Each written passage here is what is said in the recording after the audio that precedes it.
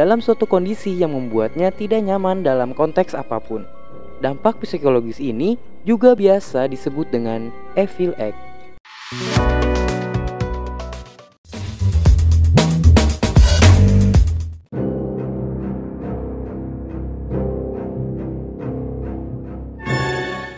Hai Sobat Mutren, balik lagi sama gue Juna. For information kali ini adalah penasaran? Mari kita simak. Sebelum mulai videonya, boleh dong gue minta like dan subscribe channel ini biar kalian update terus berita informasi dari sisi lain berbagai hal di dunia. Pada tahun 1971, diadakan sebuah eksperimen kepada beberapa orang terhadap psikologis mereka. Eksperimen ini diprakasai dan dilakukan oleh seorang profesor bernama Philip Zimbardo dari Universitas Stanford, Inggris. Tujuan awal dari dilakukan eksperimen ini adalah untuk melanjutkan studi terhadap Lucifer Effect terhadap manusia. Lucifer Effect sendiri merupakan suatu dampak yang ditimbulkan dan percobaan mengatasi masalah dari seseorang ketika orang tersebut ditempatkan dalam suatu kondisi yang membuatnya tidak nyaman dalam konteks apapun. Dampak psikologis ini juga biasa disebut dengan evil act. Eksperimen yang dilakukan ini juga cukup singkat, yaitu hanya dalam waktu 2 minggu saja. Perekrutan untuk siapa yang akan menjadi objek eksperimen ini juga dilakukan secara terbuka di Inggris, dan siapa saja yang ingin menjadi volunteer bisa mendaftar. Volunteer ini hanya berlaku bagi pria dan akan diberikan bayaran sebesar 15 US dollar per hari atau sekitar 150.000 rupiah, yang dimana bayaran ini cukup tinggi jika diberikan pada tahun 1971. Ada 75 orang yang mendaftarkan diri, namun hanya 24 yang lolos untuk resmi menjadi volunteer dari eksperimen ini.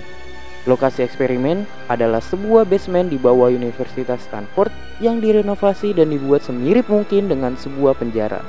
Hari pertama eksperimen dimulai pada 14 Agustus 1971, di mana para partisipan ditangkap layaknya kriminal di depan umum sehingga mereka tidak memiliki persiapan apapun sebelum memulai eksperimen ini. Salah satu yang disorot dari eksperimen ini adalah sikap otoriter yang dilakukan orang-orang yang bertugas sebagai penjara karena mereka melakukan bullying kepada partisipan baik fisik dan verbal yang tidak sesuai dengan SOP. Hari kedua, siksaan terhadap partisipan mulai ditingkatkan dengan membangunkan mereka pada pukul 02.30 pagi hari dengan suara tongkat yang dipukulkan ke besi pintu penjara dengan keras dan fluid. Hal ini mulai meningkatkan rasa stres dan mulai memunculkan depresi kepada para partisipan. Di hari kedua juga sudah ada beberapa partisipan yang terkena hukuman dan siksaan dari petugas penjaga, serta ada tahanan yang mulai merobek bajunya karena sudah mulai mengalami depresi. Di hari kedua juga ada partisipan yang ditelanjangi dan tempat tidur mereka ditahan diambil sehingga mereka tidur di lantai tanpa berpakaian. Pada hari ketiga, beberapa partisipan yang memiliki sikap baik sudah mulai dikembalikan pakaiannya serta kasur mereka. Partisipan juga mulai ada yang tidak diberikan makanan bagi yang pada hari kedua melakukan perlawanan. Salah satu partisipan yang sudah mengalami depresi adalah partisipan dengan nomor tahanan 8612 yang sudah mulai berteriak dan berperilaku seperti orang kerasukan.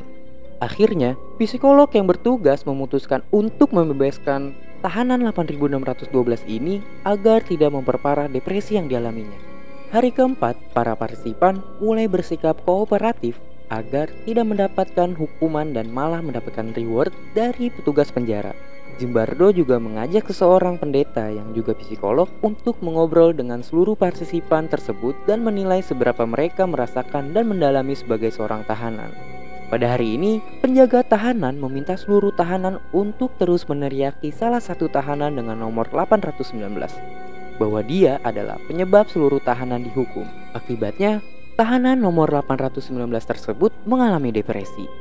Bahkan ketika psikolog memintanya pulang karena sudah dianggap terlalu depresi, dirinya merasa tidak bisa pulang dan lebih pantas mendapatkan hukuman di penjara seperti ini seumur hidupnya. Sampai pada akhirnya, Zimbardo turun tangan langsung untuk menyadarkan kembali tahanan 819 tersebut bahwa ini hanya sebuah eksperimen dan dia sudah diperbolehkan pulang. Hari kelima, tahanan diizinkan dijenguk oleh keluarga dan para penjaga tahanan yang suka menyiksa tahanan tersebut berusaha untuk menutupi perbuatan selama ini.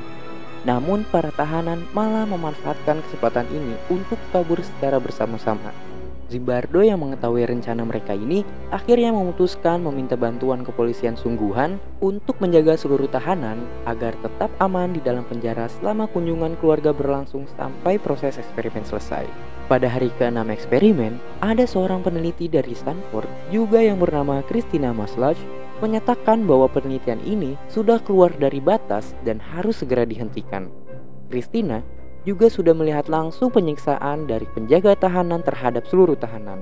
Akibat hal ini, Zimbardo buru-buru melakukan kesimpulan terhadap eksperimennya dan menyatakan bahwa setiap manusia akan memiliki stigma yang tercipta di dalam otaknya jika mereka diberikan situasi yang berbeda dalam hidup sebagai bentuk adaptasi dari diri mereka secara ekstrim.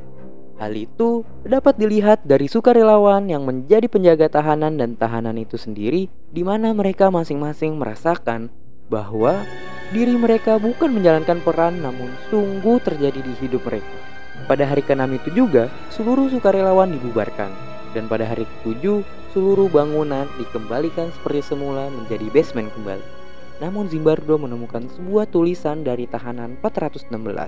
Isi dari surat tersebut adalah, selama eksperimen dilakukan, tahanan 416 ini benar-benar merasakan kehilangan jati dirinya. Yang dulu sebelum dia mengikuti eksperimen ini, dia benar-benar merasa seperti orang yang melakukan perbuatan melanggar hukum dan dipenjara, serta merasa pantas mendapatkan seluruh siksaan dari penjaga tahanan, walaupun sangat menyiksa dalam hidupnya dan hanya dalam waktu singkat. Namun, setelah hasil penelitian ini keluar, Zimbardo malah mendapat kecaman dari masyarakat tentang eksperimennya yang sebenarnya dia sendiri tidak mengetahui bahwa ada penyiksaan yang sadis terjadi. Zimbardo hanya mengetahui bahwa tahanan tersebut berhasil mengeluarkan sisi FUX ketika mereka berada di situasi berbeda. Padahal hal ini terjadi begitu cepat kepada para tahanan karena siksaan yang sadis dari para penjaga tahanan. Walaupun dikritik, penelitian ini tetap digunakan oleh US Navy untuk belajar dan menjadi pedoman dalam menghadapi seorang tahanan jika terjadi tahanan yang mengalami depresi. Padahal tujuan dari penelitian ini diberikan kepada US Navy adalah untuk US Navy menjadikannya pedoman bagaimana memperlakukan tahanan jatuh lebih manusiawi. Thank you udah nonton video ini. Jangan lupa untuk subscribe, like, komen, dan share ke teman-teman kalian juga supaya update terus informasi lainnya di channel ini. Follow juga akun Instagram kita di @muda.trendy dan telenews.id. Buat kalian yang suka dengan berita dalam dan luar negeri ya. And see you next video.